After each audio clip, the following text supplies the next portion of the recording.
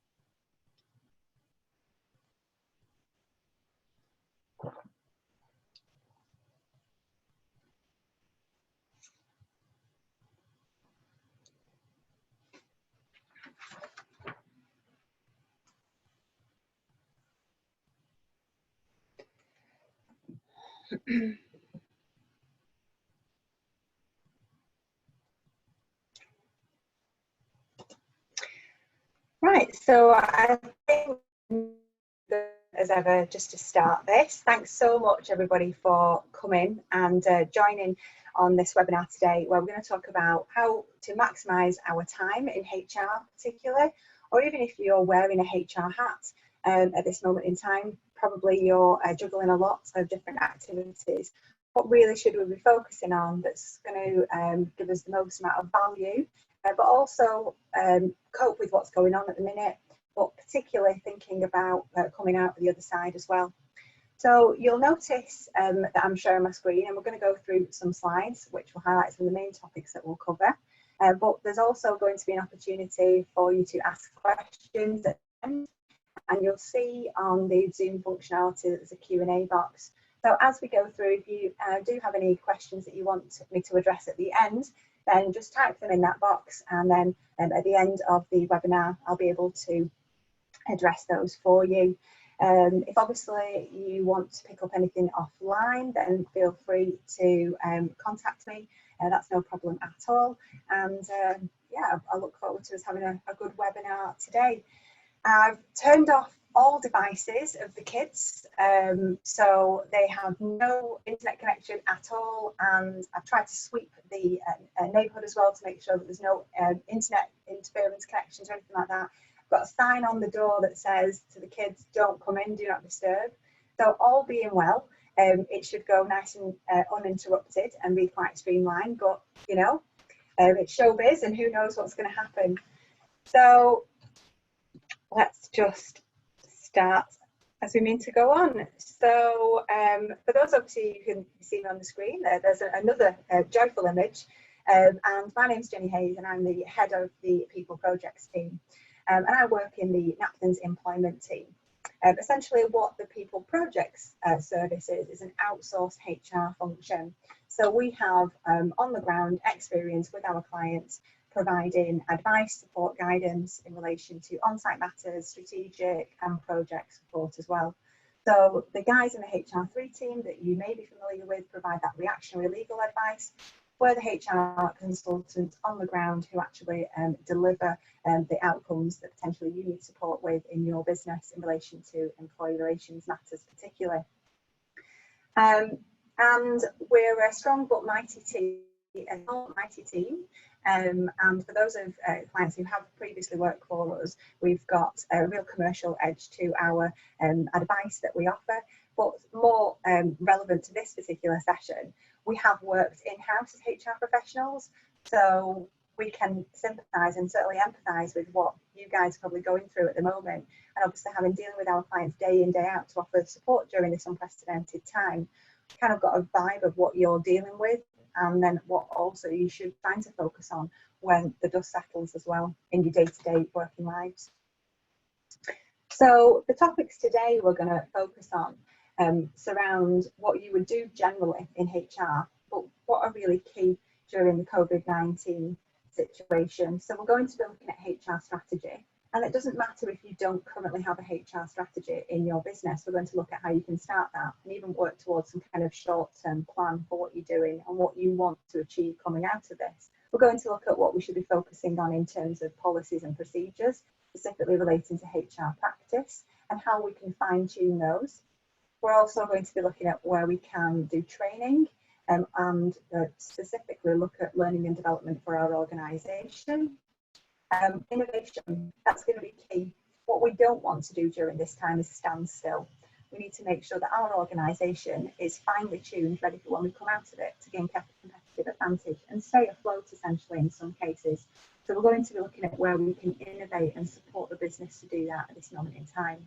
But tying this all into the business goals and how can we link the HR strategy to the ultimate business goals of the organisation.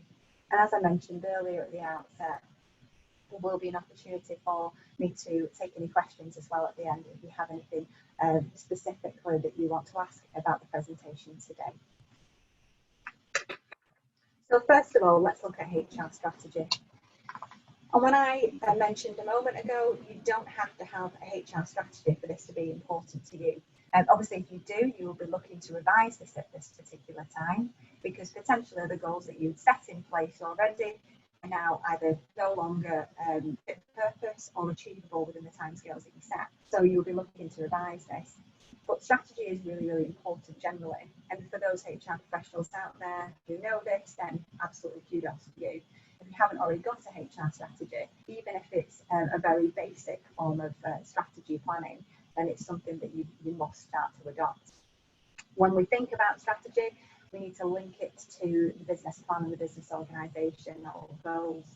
So realistically, now is an ideal time for you to be speaking to those senior managers in your business, understanding what the goals right now of the organisation are. And at that point, from a HR point of view, you can put together a plan how you can support that. Now, obviously, a lot of you will be thinking about workforce numbers. So that will be in terms of whether you're looking to furlough members of staff, looking to change roles or get certain skills that you need in the business. So there'll definitely be that angle for you to explore with the strategy. But the most important thing is that it does have to link to the business goals for it to be effective. Otherwise, you just are off on a frolic on your own. If you think about businesses who have a strategy, they will often have a sales strategy, as well as maybe an operational strategy, a marketing strategy. So HR, as any other department, should follow suit. Now, if we are thinking about devising a new strategy or starting from a very, very basic point of view when it comes to looking at a short-term plan, we need a basic tool, and something that I find particularly useful is just here on the screen. Generally, I would centre the goal in the middle, and that's essentially the objective. What is it you're trying to achieve? And if at this moment in time it's sustainability, then that's absolutely fine. Just keeping your head above water. Essentially, for different industries, it might even be growth. It might even be innovation. You might even be looking at thinking about working differently in terms of technology. But whatever the goal is, it needs to be the centre of your universe, centre of your strategy. And then on the outer circles, you can see that we've got 3 activities, activity 1, 2, and 3. This point is where you would put the various HR-related activities that support your particular achievement of your goal in there. Let's keep it really, really basic, people. We're not reinventing the wheel here. So you really need to make sure that you've got some credible HR activities that are going to directly impact the achievement of your goal. Now, any more than 3, it's going to be unachievable. Any less than 3, the goal's probably wrong. So 3 is a nice amount of work for you to be doing at this moment in time. You can make sure you can try and focus on these activities like I said, for the achievement of the goal. Now, the activities that you might want to think about are essentially the HR pillars. So when we think about resourcing, recruitment, recruiting the right people, looking at talent management, making sure that we're looking at assessing skills, we might want to think about what learning and development activities can directly impact the goal as well, and whether individuals who are on furlough at the minute or are still in the business can hone their skills either for during this time to make them the best that they can be and support the business, or for when we come out of the other side of this. You might want to be assessing your culture, values, vision, the behaviours that you're driving from your staff. That's particularly pertinent because a number of clients that I've been speaking to and businesses across the Northwest are finding that the period, this particular period of time, is highlighting to them that maybe the culture that they're experiencing in the business isn't what they thought it was, or maybe the vision and values that they thought they had and they thought the staff would live and breathe, maybe they aren't, or maybe they're breathing and other values and vision, and therefore it needs to change, and it's in a positive, and they therefore need to support that and embed that by drafting that into some kind of documentation and communication plan that they have. Also think about how performance management and appraisals as an activity can support your goal as well. And then obviously we need to think about employee relations. Could your goal be derailed because of employee issues in the business, whether that's high levels of absenteeism in the business, of lateness, for example, high number of grievances, disciplinary matters, that type of thing, performance issues. So we need to make sure that you can have a handle of those, and that might be the activities feed directly into that to achieve the goal, as well as engagement of staff. And that's a whole different topic on its own. And I know Steve Smith from NWEEG has been championing the Northwest Employee Engagement Group for many years now, and he's got some great ideas in relation to how to obviously increase engagement whilst we are during this time, but also for our members of staff who aren't in the business or furloughed or key workers, for example. But engagement plays a huge part in the achievement of our goals. So think about as a business what you could be championing right now to achieve your goal. But we need to get a bit heavier into the detail when we think about it. So it's okay having a headline goal, and it's okay having a headline activity, but then you need to start thinking about the specifics, especially about who's going to do this type of activity right now, what resource you've got and what not. So what you would need to do is then come off the circles a little bit. So as you can see, we've still got this big goal in the middle, and we've got activity one, but from there, we start off to who is going to undertake these activities, what does the activity actually look like, how is that going to come about as well, and when is it going to take place? Is that an immediate activity that you need to do right now? Is this something for closer to the line when we're thinking about just removal of lockdown, or is this post-COVID-19? So a lot of the activities potentially thinking about short-term planning will be right now, and they'll be thinking about what you can do right now to impact the situation that you're in. And that's obviously going to take up a lot of your activity, a lot of your time at the minute. We're going to be quite reactionary. What we need to make sure as well is that we're proactive with our planning.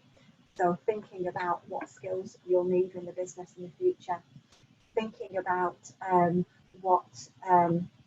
so as well as the skills, thinking about what opportunities and career paths you're going to be creating for people, what engagement processes, how are you going to manage change? And when we talk about change, we talk about redundancy and reorganisation.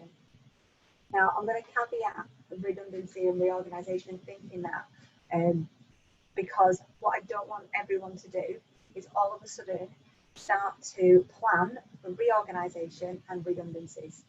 If you're thinking about doing that, just leave it on hold just for a little while. Have it in the background. Think about planning it. Think about what it would look like. Think about scenario planning, but don't actually go through with anything unless you've had some advice, whether that be from ourselves at Napthans and the People Projects team about how to do that, or from another provider. Because what we don't want to do is for businesses to go on a gut instinct and think, well, assume that there will be a downturn of work, and that downturn of work will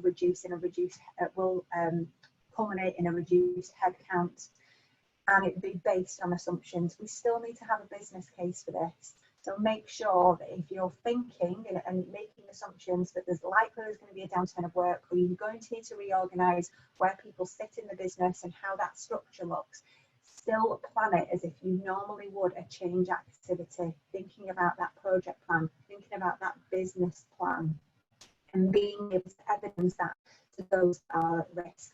We still have to go through that redundancy process in our mind, regardless of whether it's COVID-19 or not. So don't be pressured as a HR professional or a manager to make rash decisions on that, okay? So we'll move on to think about policies and procedures.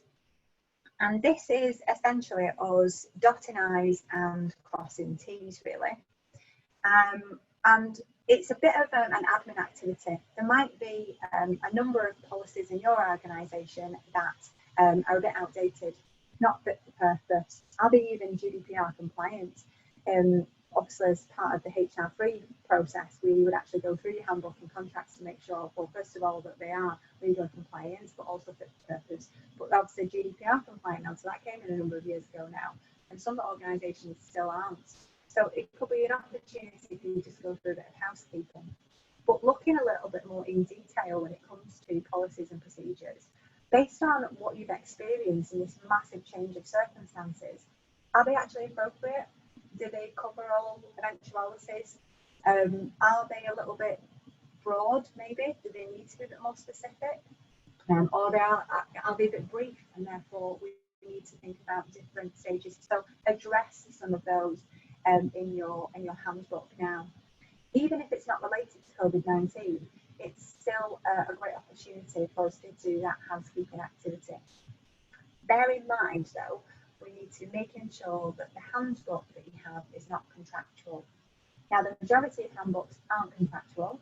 That's absolutely fine, and policies can be amended. That's no problem. But just double check that your handbook isn't contractual, because obviously, if we're looking to amend something that would refer to as contractual, then that's a variation of terms and conditions, and we would have to look at consultation in relation to that. So, whilst an overhaul of a disciplinary policy or a grievance policy, even a recruitment policy, might be a good idea right now, if you're looking at varying process and policy in relation to pay, for example, on benefits, then that potentially would be a contractual change. So it's something to bear in mind, that whilst that might be an avenue for you to maybe save money at this moment in time, or save money in the future, then that might come with the risk of having to look at consultation as a varying terms and conditions activity. You shouldn't go about that lightly. So when I think about what processes could be improved, specifically I'm talking about those practical activities, so recruitment processes, thinking about how do we recruit an individual and recruit them fairly, free from bias and also discrimination. Actually writing some guidance for your managers and your employees in preparation for when they come back.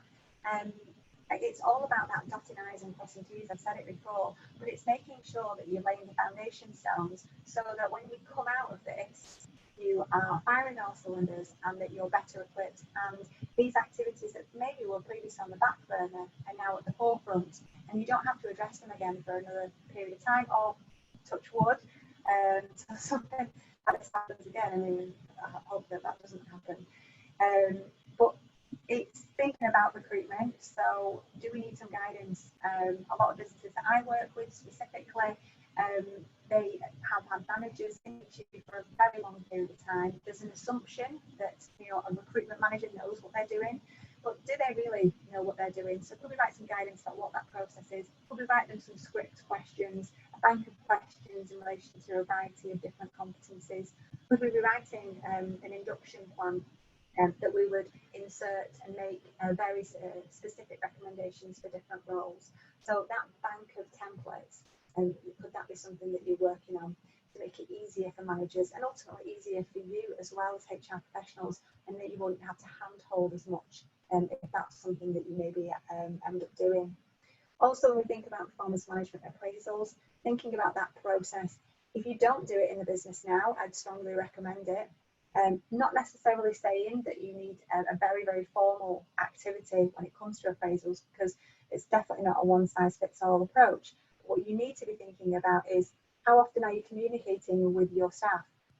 Hopefully, at the moment, you're communicating a lot, whether that be via these types of meetings on Zoom, whether it be via Teams, whether it's just picking up the phone, having some kind of WhatsApp chat, group communications, one-to-one, whatever it is.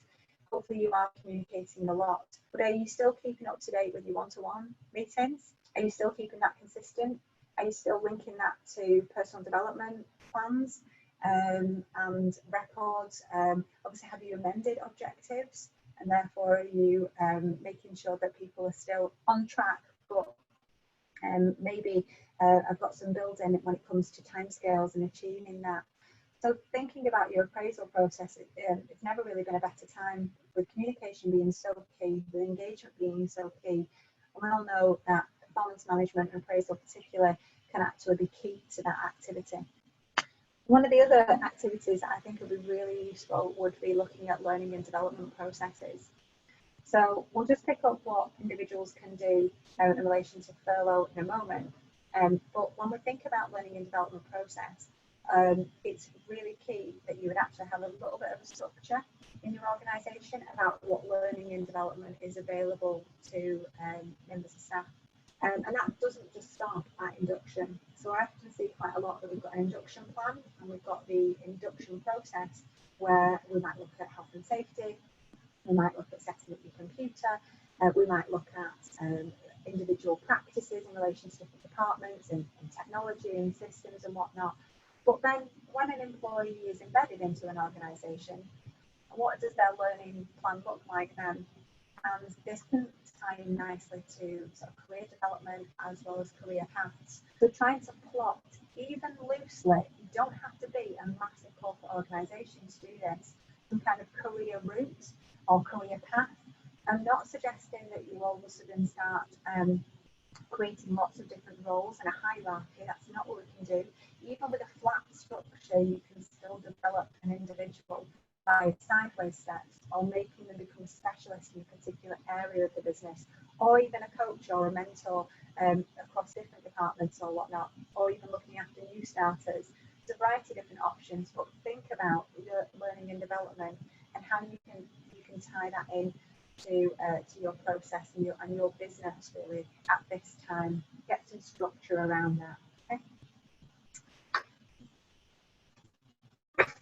So I said we move on to training, and whether an employee is furloughed or otherwise at the moment, could they be doing any training at the moment?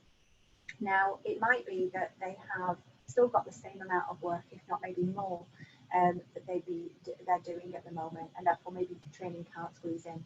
But it could be for some employees that maybe they are still working full time, and you're still happy for them to do that, but there is an element of time that they could fill using training, whether that be webinar training, such as we're doing today, or whether that be sort of one-to-one training over a video call or anything like that, some kind of mentoring.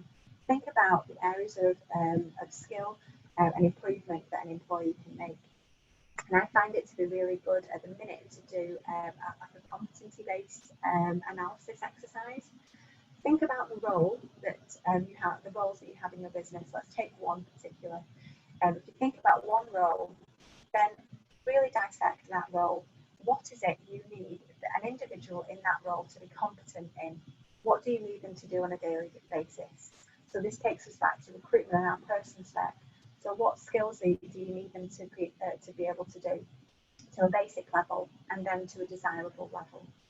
What experience do you need them to have? What personal attributes do you need them to have as well?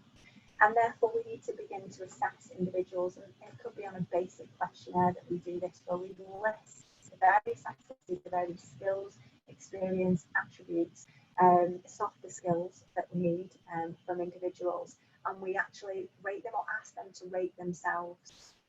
At that point in time, if we're doing this on a department-wide basis, for example, or a team-wide basis, then we can see where our skills gaps are, and therefore we can assess against our objectives. Well, do we have the right people with the right skills in the right place to achieve those objectives? And if we don't, the answer is no, that not everyone is where they need to be to achieve the objectives, and we need to put some training in plan. So what does that training look like? And assess whether that can be done remotely at this time, or whether this is something for you to focus on when you do come back, to make sure that there isn't any lag in achieving objectives that obviously on the long term, which ultimately I'm assuming for many organisations would be growth. And can this be done while the company is closed, or can it be done while the employee is actually furloughed? Well, yes, it can be. However, obviously there is the caveat that talks about, that specifically refers to the requirement that all employees must be paid at least minimum wage for undertaking training whilst they are on furlough. So that's something that you should bear that in mind. But we obviously don't want employees to become stale whilst they are on furlough. We want them to be engaged, but we also want them to retain their knowledge and skill. So if we can ask them to undertake some training activities which would be suitable, obviously pay them for that, then it's a win-win situation. We're engaging the employee, because they're keeping their hand in, they're feeling connected to the team, feeling useful, but also we are making sure that we're not standing still when all this is happening, and potentially our competitors around us are moving at a faster pace. So let's think about innovation. Now, it sounds a bit easy, but with problems bring opportunities or solutions, and with times of change brings innovation. It literally follows on to what I've been saying about we don't want to be standing still. So it may be in the past you've had previous ideas that were maybe closed down because there wasn't enough time to actually get anything off the ground. Business didn't use technology, for example. You wanted to promote more of a flexible working arrangement in the business. Well, we've never worked more flexibly than we have now. So the time that we find ourselves now lends itself to innovation. We just have to push ourselves a little bit, certainly as HR professionals, to think outside the box and present these ideas. And I'll talk about how we can present a business case in a moment. But realistically, we should be using this time to sort of develop the ideas that we have and think about new ideas and progress those. We need to be thinking about streamlining process, and that doesn't necessarily mean streamlining people, so just to be clear on that, but thinking about a more efficient way of doing things, cutting out a middleman, maybe a middle process. Are we too paper heavy? Do we need all these documents? Do you need all those policies in your handbook, for example? Could we be looking at revising that? All these different things about streamlining process just to make it easier for you to work right now, but also for us to come through this time and be in a better place. Think about the market specifically, so linking it to the outside world that you actually operate, that your business operates in, and thinking about what competitors are doing, and then build on that, or thinking about new ideas that you're not aware of anyone that's thought of those. So thinking about the market specifically that you work within and how you can use this period of time to your advantage. But ultimately, we really need to make sure that this is as a positive time for businesses as best as possible while we're dealing with all the firefighting stuff as well, and to make sure that we're in a better position than when we were when we started this, and when we're coming out of it. We need to make sure that we've elevated our game a little bit. Okay. So when you've got this amazing idea, it can be really difficult to actually get that across to a senior leader, a business owner, and especially at the minute, they are absolutely bombed out, I'm sure. The clients that I'm speaking to, the priority is furlough, and that's become a little bit of a naughty word in our team. It's all we're talking about. But that is what is on people's minds at the minute. It's not necessarily about moving forward, it's about dealing with now, it's about being reactionary. But the businesses that are thinking about moving things forward, they're the ones that are going to get ahead. So if you can make sure that you are supporting the business to do that, then you're going to be instrumental as a key member of staff.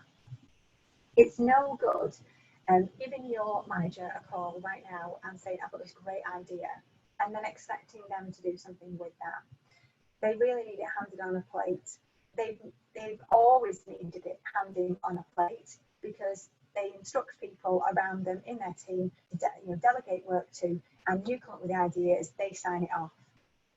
However, to enable them to sign it off, you need a few key things. So I've done a little bit of a graphic that shows the elements of drafting a business case. No matter how small your idea is, you should always have a business case. And this sort of talks us through the key elements. So at the beginning of a business case, you would have an executive summary, and you will be discussing how you actually got to this point. So a bit of an intro, really, how you got to this point, what the landscape is at the minute, how it's presented itself, and the situation that you're facing with.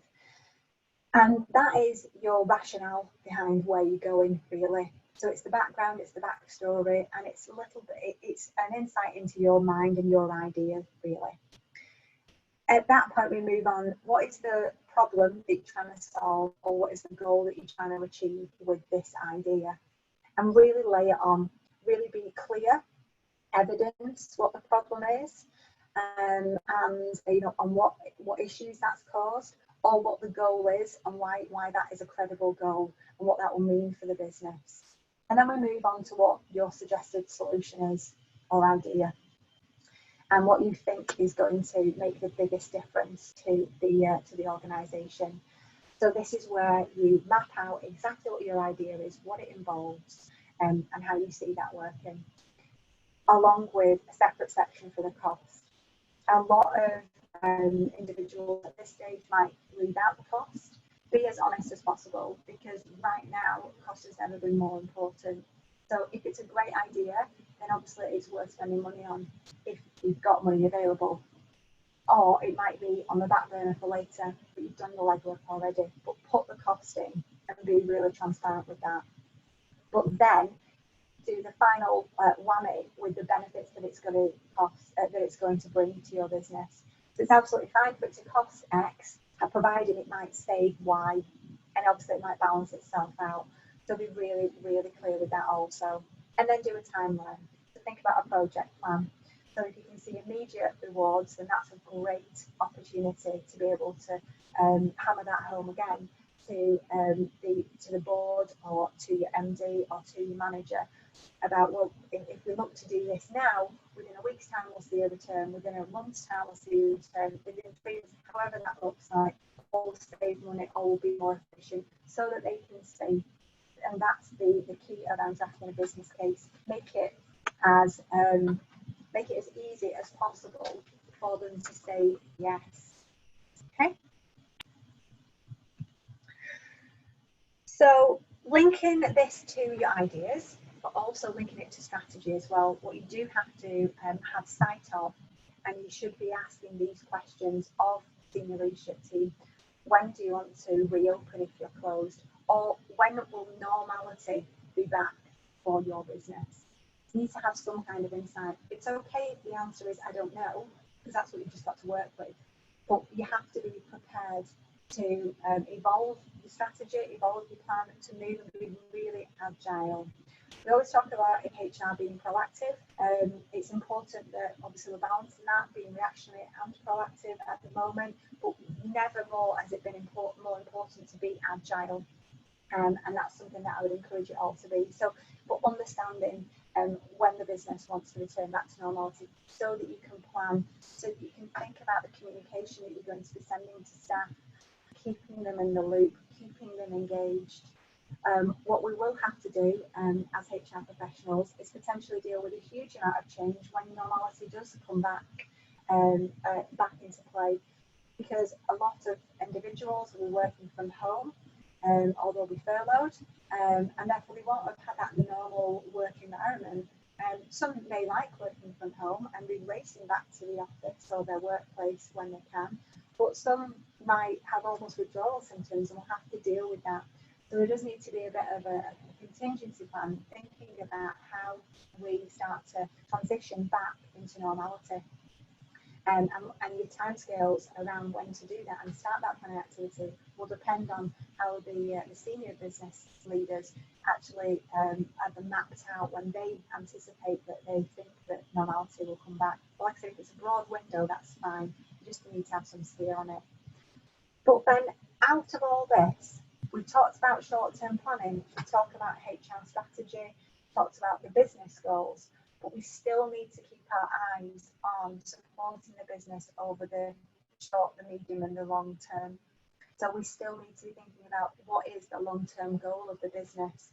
Now it might change a little bit, but I doubt it will change dramatically. It's still potentially going to be the best in the particular market, or to retain customers, for example, or to achieve growth, or to scale, for example, or to operate a franchise model.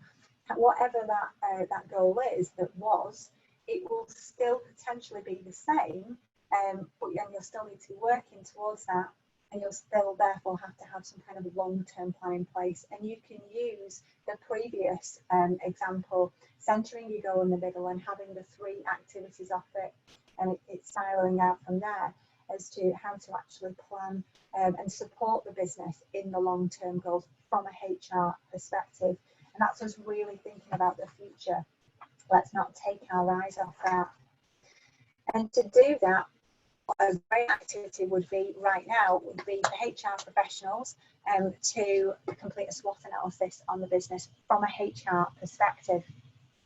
So for those of you familiar with the SWOT analysis, it's not groundbreaking, it's not anything new, but for those of you who aren't, essentially what we'll be looking at is the strengths that we see in the business from a HR angle, the opportunities we see in a business, again, HR angle, from the weaknesses and looking at the threats. And at that particular area, we can link that into our HR strategy that we've drafted, and we can say, well, we know that we need to focus on perhaps increasing or reducing the absenteeism rate. That's a real threat to our business because we've got staff on long-term sick, we've got staff on persistent absence. We therefore, have to have a lot of an increased headcount.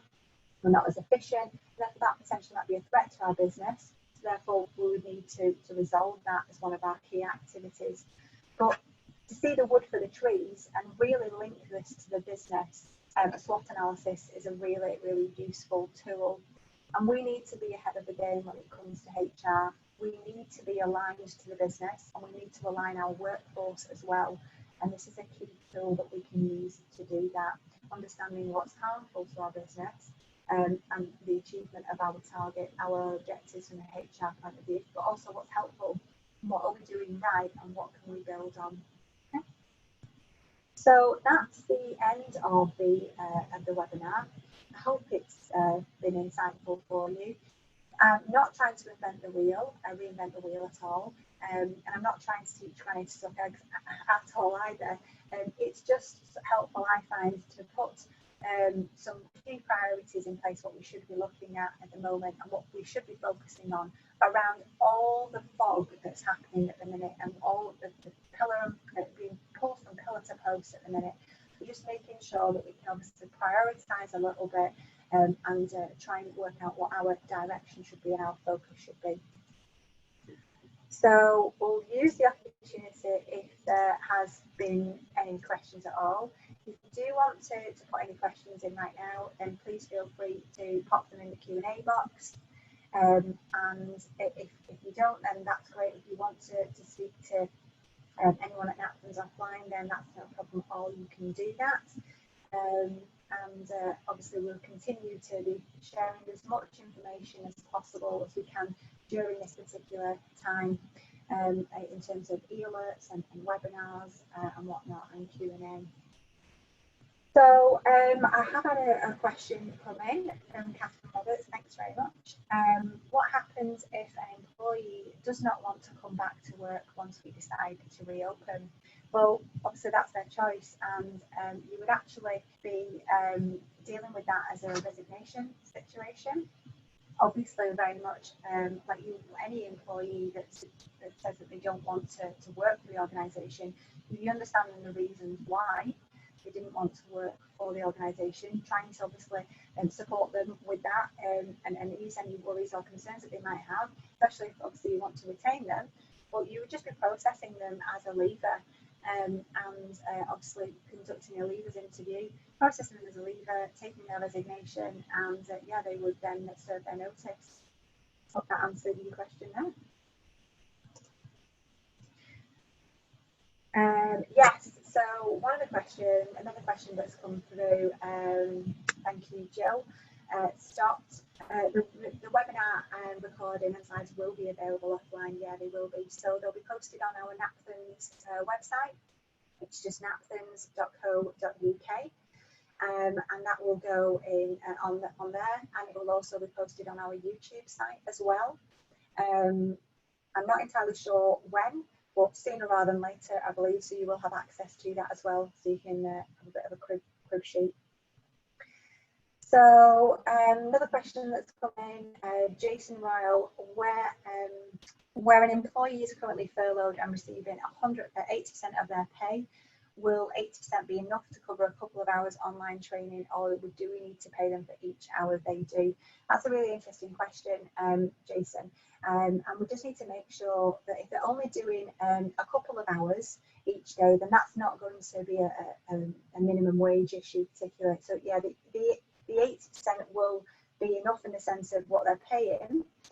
However, if they start to do more than 2 days, 3 days a week, then that's when we've got an issue.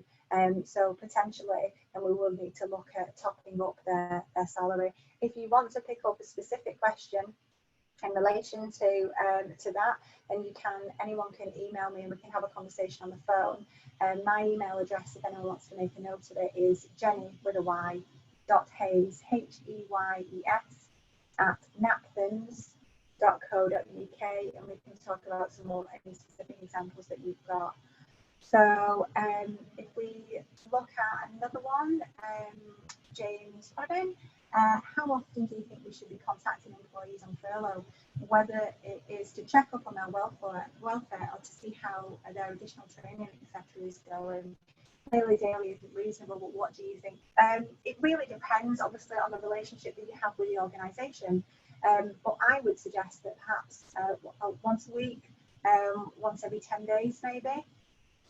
If it's a quick text, then that's no problem at all. If you're looking for more of a lengthy conversation, then I would say maybe once every 2 weeks. So we don't want to bombard employees. We don't want them, to obviously they're on furlough, so we don't want them to do any work. But we do need to check about their welfare, and obviously if we're thinking about training. And if you've given them training, then there'll be certain deadlines as well that they'll have to work towards. So obviously use the deadlines as a marker when you would maybe speak to them to check. So give them a deadline. I would like you to finish this training, for example, within a week.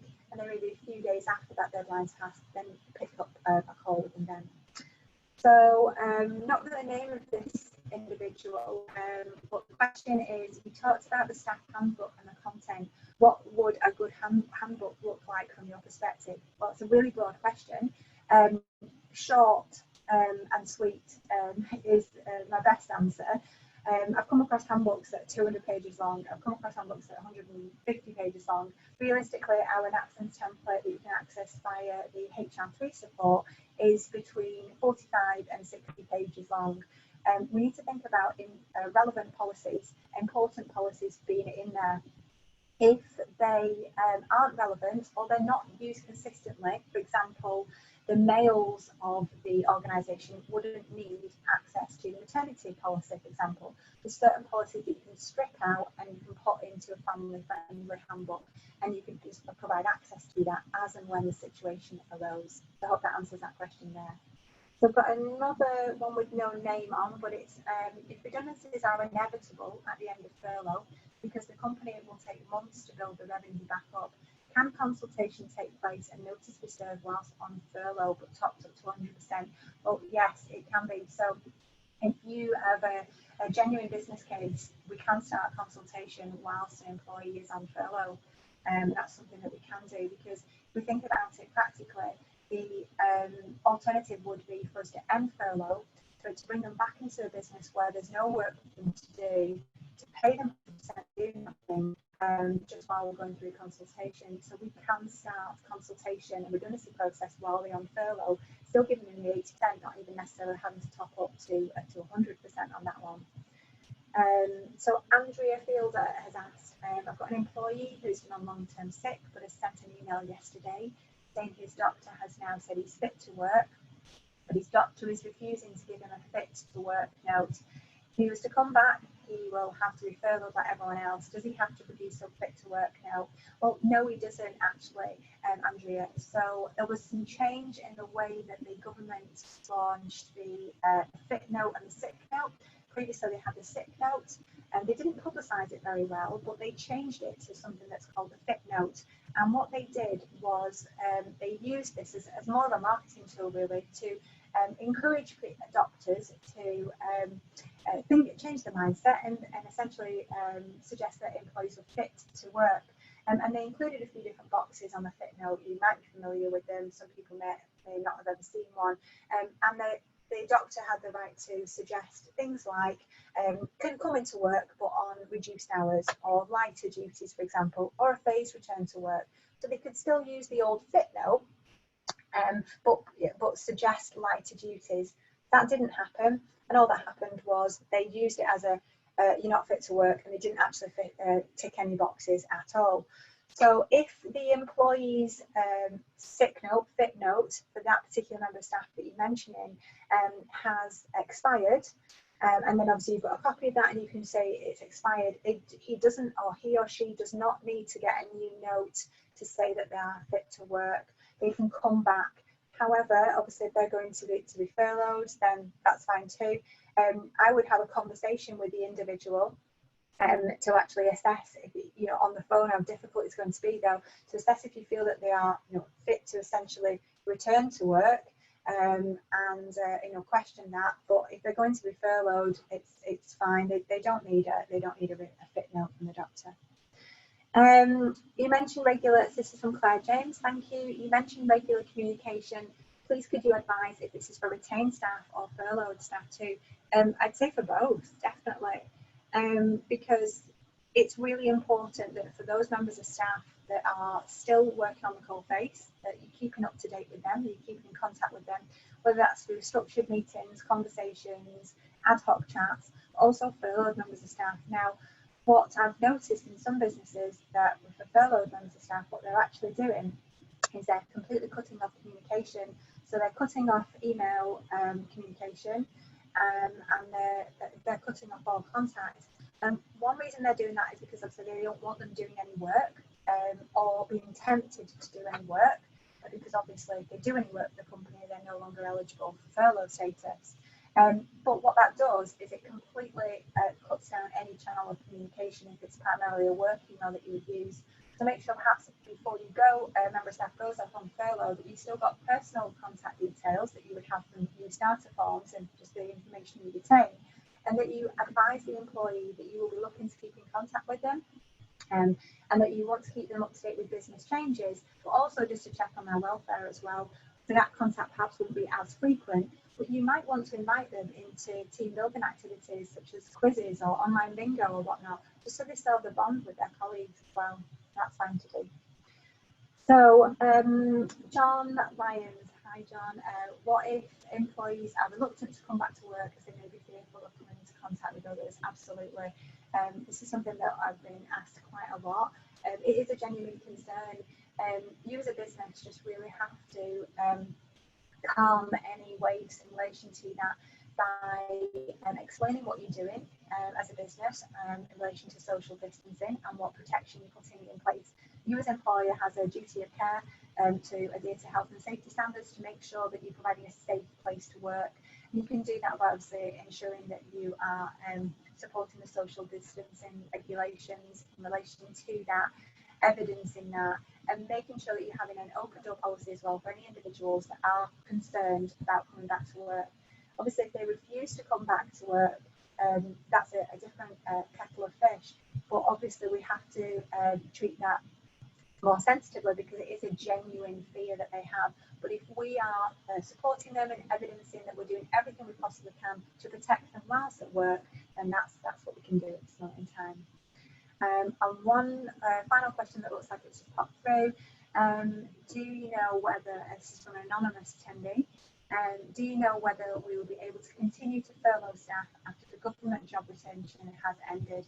We are an events business and we can foresee our business being affected possibly longer than some other businesses. Yeah, events obviously at the minute dropped off, haven't they?